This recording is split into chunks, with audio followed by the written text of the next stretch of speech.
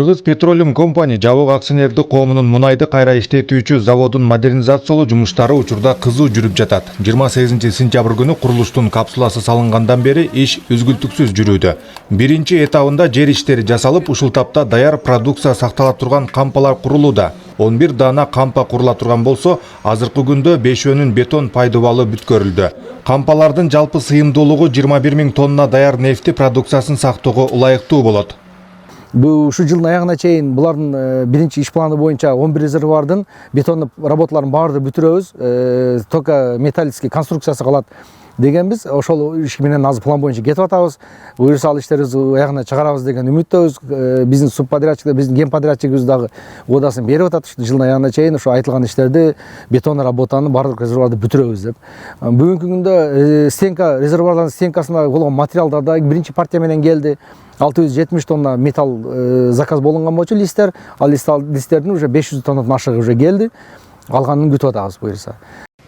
Мунай заводду дүйнөгө белгилүү болгон америкалык Spec Engineering компаниясы модернизациялоодон өткөрүп жатат. Аталган компаниянын тажрыйбасы чоң. Ирак, Иран, Африка мамлекеттеринде, ошондой эле Американын бир катар штаттарында иш жүргүзүп, заманбап технологиялык үлгүдөгү мунай заводдорду курган.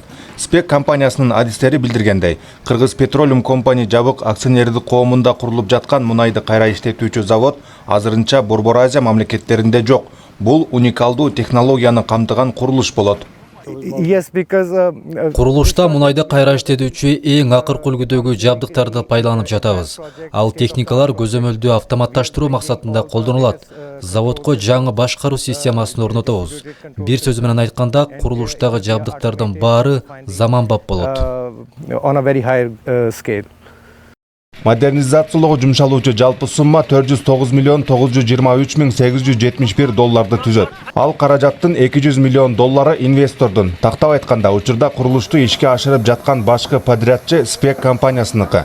109 миллион 923 миң 871 доллар мамлекет тарабынан каралган. Ал эми 100 миллион долларды Кыргызнефтегаз ачык акционердик коому бөлдү. Заводду модернизациялоо иштери аягына чыгарылса, дүйнөлүк стандартка ылайык келген АИ-92, АИ-95 маркасындагы күйүүчү май жана дизель өндүрүлөт.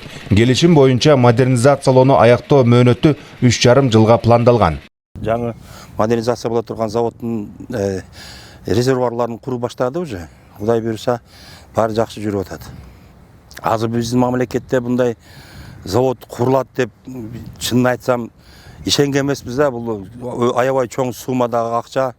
Ана мындай болот деп көзүм жетпейт эле. Эми азыр өз көзүм менен көрүп, чында сүйүнүп, кубанып отурам. Биздин келечекте кыргыз элибизге өзү тарыхта жазыла турган эле завод болуп баратат. Кудай буйруса, элге кызмат кылат.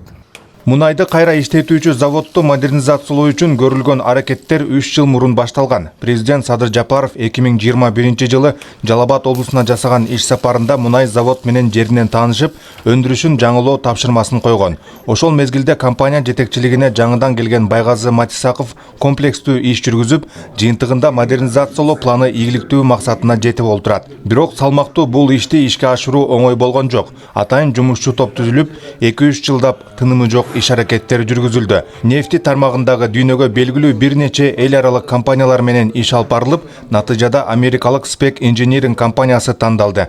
Маанилүү бир катар документтерге кол коюлуп, келишимдер түзүлгөндөн кийин заводду модернизациялоо башталды.